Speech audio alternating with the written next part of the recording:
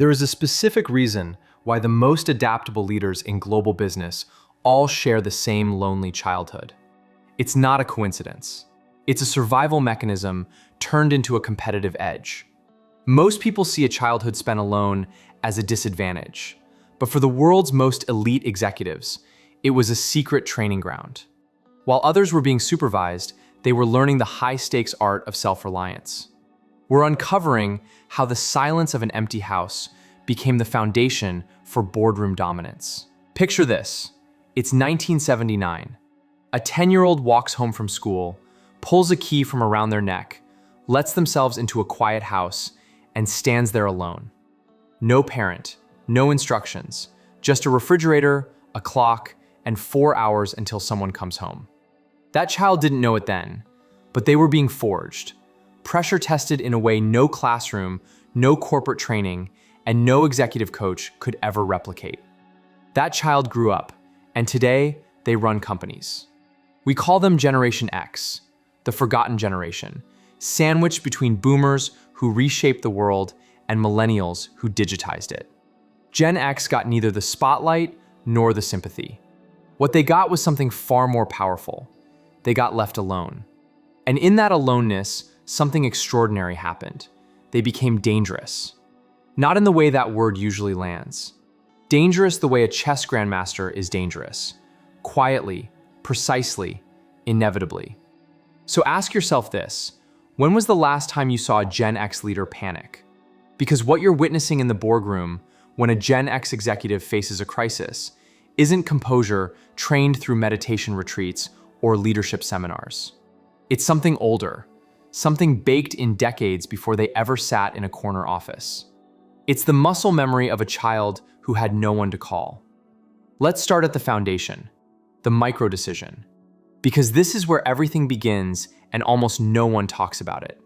When a latchkey kid comes home alone at 9 or 10 years old, they don't get a menu of options. They get a situation. The homework doesn't do itself. The hunger doesn't wait. The afternoon stretches out like an ocean with no shore in sight. And so they choose. 100 small choices every single day with zero oversight and zero safety net. What to eat, when to start homework, how to handle the strange sound from the pipes, whether to call a neighbor or figure it out alone. Those choices seem small. They are not small. Every single one was a rep in a gym most people never knew existed. After thousands of reps across years of empty afternoons, something neurological happened. The decision-making architecture in those kids became hardwired for speed, independence, and execution under uncertainty. Fast forward 30 years. That same neural wiring is now sitting in an executive chair at 2 in the morning when a supply chain collapses and the entire C-suite is waiting for direction. While everyone else escalates, seeks consensus, and waits for more data, the Gen X leader has already made the call. Not because they're reckless, because they've been making calls alone since the 4th grade. That is micro-decision dominance, and it doesn't come from an MBA. It comes from a childhood that had no choice but to build it. But here's what makes it even more remarkable. It wasn't just about decisions. It was about fixing things, alone. Think about what happens in a house when something breaks and no parent is home. There was no YouTube tutorial, no helpline, no dad to text. If the TV stopped working, you figured out the back of the set yourself. If a faucet started leaking, you found a bucket and a solution. If the power tripped, you walked into the dark basement and handled it.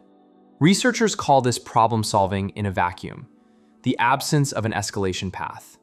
For most professionals today, this is their single greatest weakness.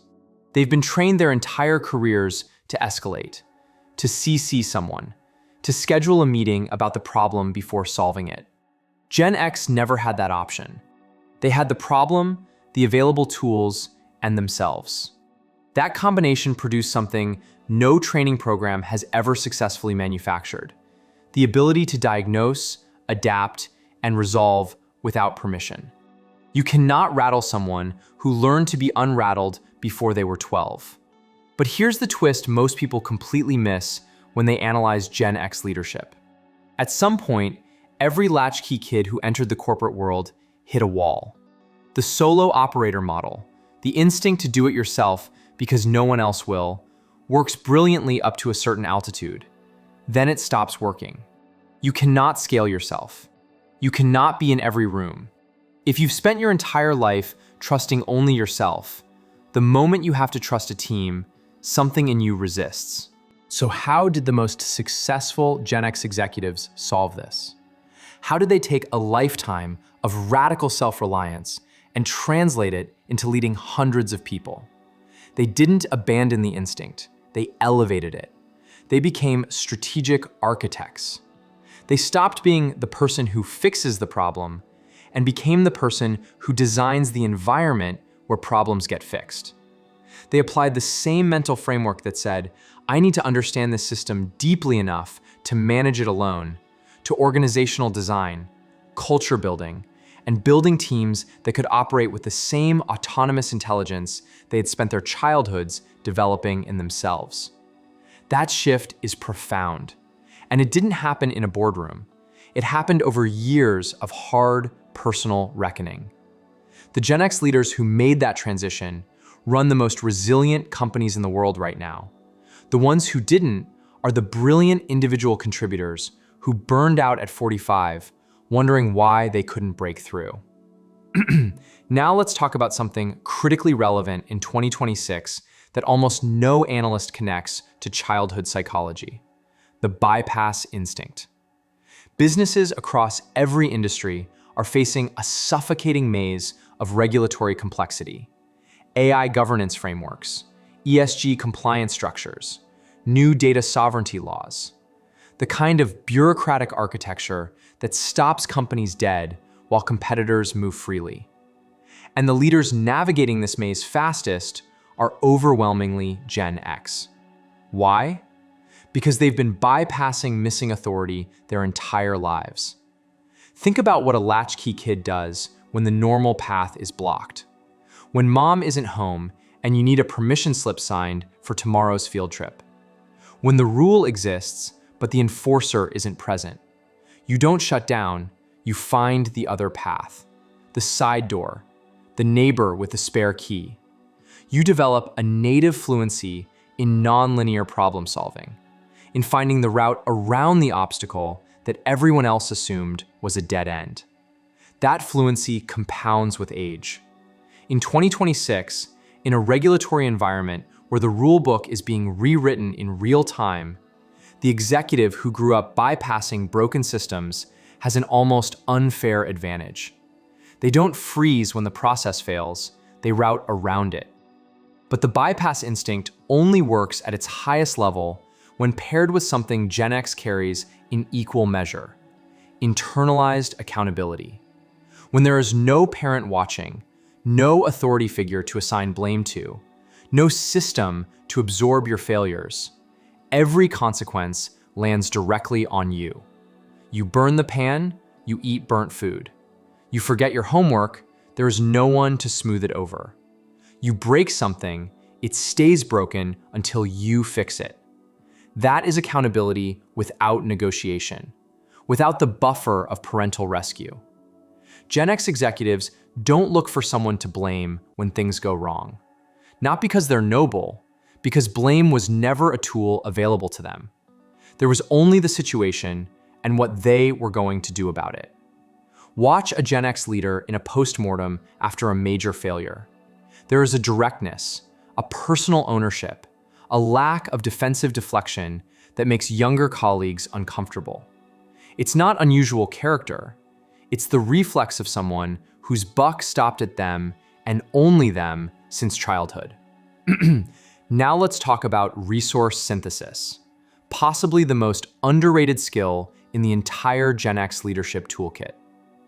A latchkey household in the 1970s and 80s was often a study in scarcity, a limited pantry, a malfunctioning appliance, an incomplete set of tools.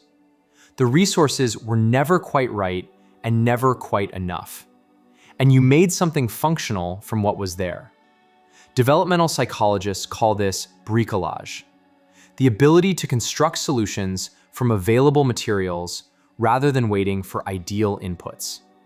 In 2026, in a business environment defined by supply chain fragility, talent shortages, and accelerating disruption, bricolage is not a soft skill. It is a survival skill. Gen X executives don't wait for perfect conditions. They look at what's in the room and they build. With the precision of someone who spent years making imperfect ingredients produce functional outcomes. That is a direct inheritance from the Latchkey kitchen, where dinner was whatever was in the refrigerator, and failure to produce something edible meant going hungry. Now here is where the story takes its most consequential turn. What happens when the Latchkey boss meets the hyper-connected, constantly supported Gen Z employee? That collision is happening right now in every major organization in America. Gen Z and Alpha grew up in the most monitored, feedback-saturated childhoods in human history. Every achievement acknowledged, every struggle scaffolded, every question answered within seconds. They are genuinely talented in ways Gen X is not. They process information at staggering speeds and collaborate across platforms with a fluency Gen X will never fully match. But they have a gap. When the feedback loop breaks, when the data is ambiguous, when a decision is required and no protocol exists, they freeze. Not out of weakness, out of training. They were never left alone long enough to discover they could handle it. This is the mentorship opportunity the most self-aware Gen X leaders are beginning to recognize. Because what Gen X learned in those empty houses cannot be downloaded, cannot be prompted into an AI. It is the embodied knowledge that you can sit in uncertainty and survive it.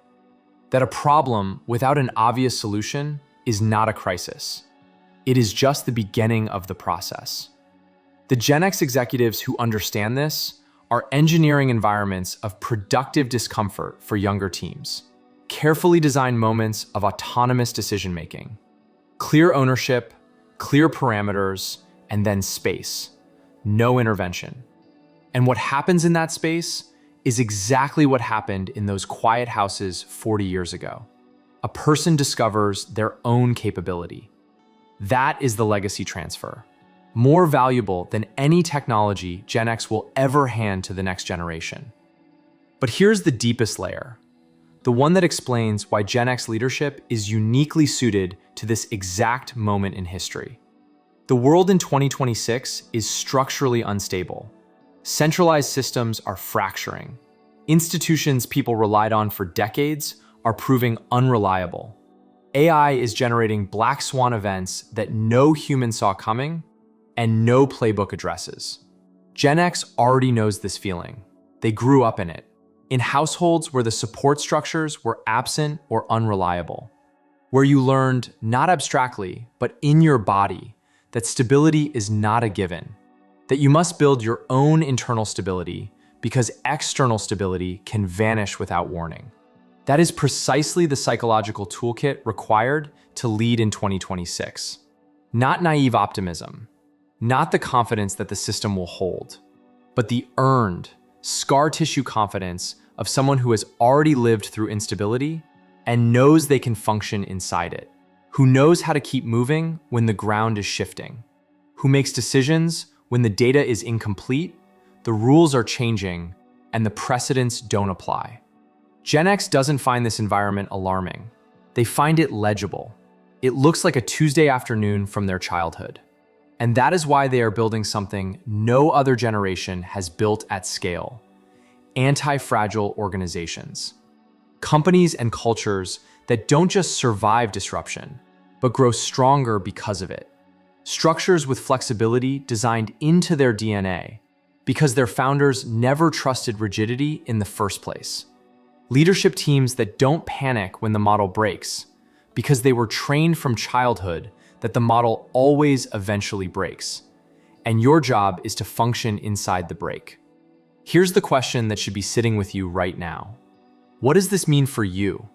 Whether you are Gen X, recognizing your own story with real clarity for the first time. Whether you are a younger leader, trying to understand why your Gen X boss seems unmoved by things that terrify you. why they trust instinct where you search for data. Whether you are trying to build something resilient in a world that cannot be trusted to stay still. The Latchkey story is not nostalgia. It is not a romanticization of neglect. It is an examination of how extraordinary capability is built in the most unexpected places. In the silence of an empty house. In the wait of an afternoon with no guidance. In a 10-year-old standing in a kitchen with no one watching and no one coming to help. That child became the most psychologically equipped leader for this exact moment in history. Not despite the aloneness, because of it. The most dangerous thing about a Gen X boss isn't the bypass instinct, or the micro-decision dominance, or the resource synthesis. The most dangerous thing is this. They already know what it feels like when everything falls apart. Nothing is certain, and no one is coming. And they found out they were going to be just fine. The key is still around their neck, and they never stopped knowing how to use it.